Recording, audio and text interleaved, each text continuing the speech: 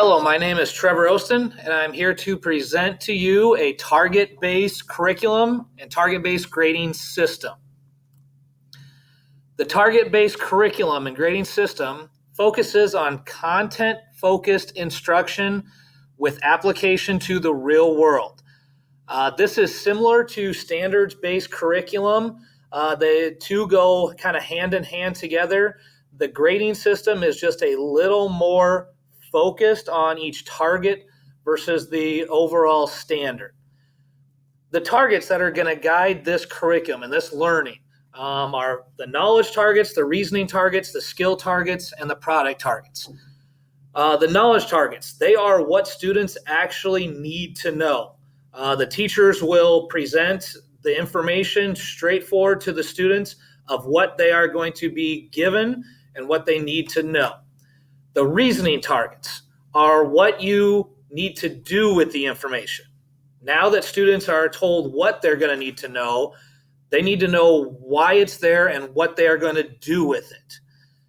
The skill targets, those are the ones that the students will demonstrate their mastery. They will apply it into little concepts here and there to demonstrate their mastery of that target. And then the product targets are then allowing the students to take the overall target and concept being learned and let them apply it to the real world in some concept, to maybe make a project or develop a certain aspect of something to showcase their mastery of that target. The teachers will not guide that. That will be on the students to do their product targets to show the overall in-depth mastery and to make something meaningful to them. This target-based system is on mastery of the course content, which is developed by clear and concise targets with a grading rubric. Each individual target will have a proficiency scale that is developed that students will be able to identify and see and understand. Teachers for curriculum and for units will develop maybe about 3 or 4 of a course for a semester, may have 3 or 4 overall units for that semester. And within each standard unit, they will develop maybe 2, 3, or 4 targets, depending on how big the unit is, that will go into that overall standard. And those targets will be the targets that will be, you will develop that proficiency scale, that grading rubric that students will be assessed over for their grades. And I'll provide an example of these later. I think this quote hits the target-based grading very, very specifically. It fits well. The quote says, "What is more human than letting the learner know in advance what he or she is expected to know, under what conditions he will be expected to know, under what conditions he will be expected to demonstrate his knowledge, and the level of degree of acceptable performance he is to achieve." I think that all goes in very well with those targets, with the target content and with the proficiency scales that will be developed to showcase those targets and what your students are going to be graded on and expected to know. A little history about the standards and target-based system. It was the need for standards content. Standard tests in the late 90s, this and that, were not improving very much. They were either staying steady or we were not understanding exactly what students were learning and knowing. And the No Child Left Behind program or act by President Bush was implemented in 2002. This kind of got the ball rolling on the whole program of making sure students were not left behind and that course content was being taught at every level to every student, and that teachers were making sure students were learning all that content, not just some of them, but all of them. The program eventually fell through and changed to the Every Student Succeeds Act, the ESSA, in 2015. It was the No Child Left Behind program was a little unrealistic about achieving every student. So the Every Student Succeeds Act overtook that and has been going since. The target base and standards came from the Common Core State Standards, the CCSS, that a quote here was drafted by the National Governors Association and Council of Chief State School Officers and adopted by legislators in 45 states in 2013. This was now developed. These standards that were in content specific areas were developed, approved, and implemented at a national level for everyone in these states to use and implement in their school districts. This course content, the standards, these targets, were supposed to be rigorous and well-designed curriculum that is discipline specific to the main content areas. And those were of English language arts, writing, and mathematics. The other content areas were not just pushed aside.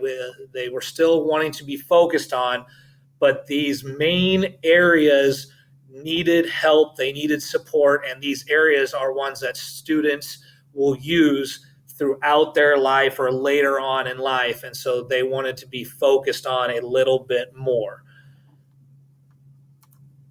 The impacts that targets and standards-based grading will affect on will be increased student learning throughout the classroom. The students will use those learning targets and achievement scores to then increase their standardized test scores. Throughout the tests that we have administered, we have seen that content areas have improved over the years, focusing on these content areas and these targets so students know exactly what they're scoring. Because achievement scores and academic scores go up, that has increased in student engagement and motivation. Students have found that knowing those specific proficiency scales and targets of what they're going to be graded on, and that they can easily look at those scales and know that, hey, I got to get this to get a 3. I know I got to get this to get a 4. I know I got to perform this well and showcase this level of knowledge to achieve a certain score, has helped students engage and motivate them to know what needs to be done instead of being graded at the mercy of the teacher and the discrepancy of the teacher in the past. Because academic increases, test scores increase, and engagement level, motivation increases, students that want to attend school more instead of playing sick or being at home and just skipping school. If school is academically going better for everyone, students' attendance records show that they are improving. That also decreases in social and emotional anxieties. Students perform academically better. They feel better about themselves. They get along with people better. So those problems, those anxieties tend to decrease. And all that improves when teacher and student relationships build. When students know that what they're expected to know, teachers relate that content well, they grade off of the exact proficiency scales, the relationships between teachers and students just keep continuing to get better and better. An example of this system was developed here in Doss High School in Kentucky. This is around the 2009, 2010, 2011 range. A principal that was already knowledgeable on target-based grading and standards-based curriculum came into the district, was hired at a high school, and implemented this system. This high school was not doing very well. It's a low performing, achieving school. It's in the bottom 5% of all high schools in that area, in that district for that city in Kentucky. In 2010, the school was 80% free and reduced lunches by students. So just overall very low performing over and over throughout the years. This principal came in and implemented a standards-based grading system that focused on the target grading from each individual content area. And after 1 year, this district, the students increased their scores from 10 to 20% for nearly every content area, which was a huge, huge improvement by this district. The school was recognized.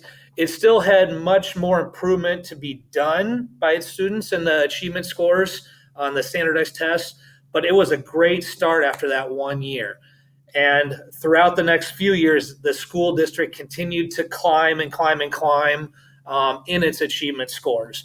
It did not get to the top of the area for Kentucky or in the state of Kentucky of improvement scores through this, but it definitely went from being in the bottom 5% to being moved up and did very, very well over the next few years. Here's a very generic example of a target proficiency scale used in school districts.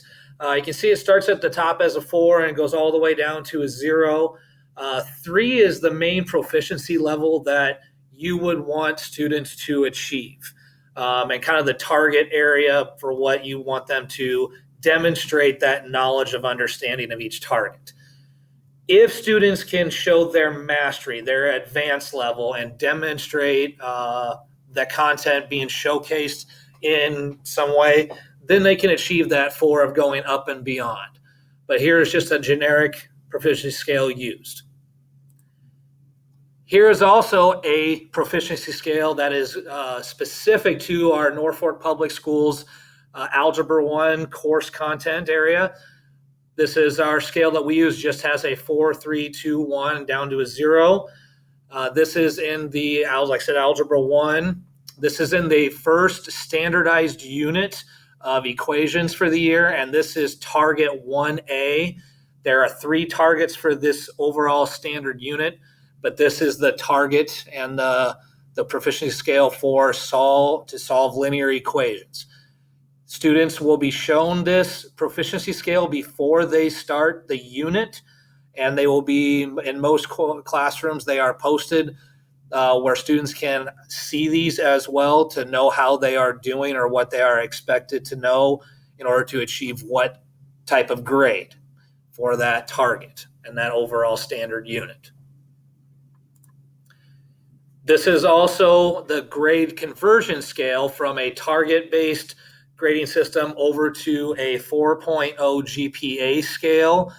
This is used so that our students can still apply to colleges, and colleges can understand the meaning of the targeting-based grading system.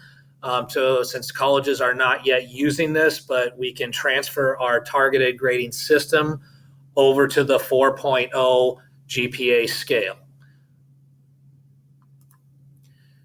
With this new curriculum, there obviously will be professional training. Administrators will first attend conferences to see what they like about this system and the ins and outs of how this targeted-based system works. They will then relay this information to their districts. Teachers can attend workshops and conferences as well to understand the target-based system and how the grading scale works. The administrators will use per district professional development days to relay all the information to the teachers and maybe the curriculum ideas and the proficiency scales ideas and maybe the timeline of implementation of what will go on. These will also happen through your building and department and teacher PLC meetings. As you start to implement this system as the district, then each building can go separate and identify what they need to use in their building and the procedures for their building, which then can go down into the different departments. And then specific teacher or teacher groups can work on their exact course content. They're developing their standards, developing their targets, and then developing their target proficiency scales. Special education teachers will also have to meet with the general education teachers and administrators to make sure that all special education guidelines are being met through the targeted based curriculum and the grading scales. No student needs to be left behind there, and no gaps need to be made.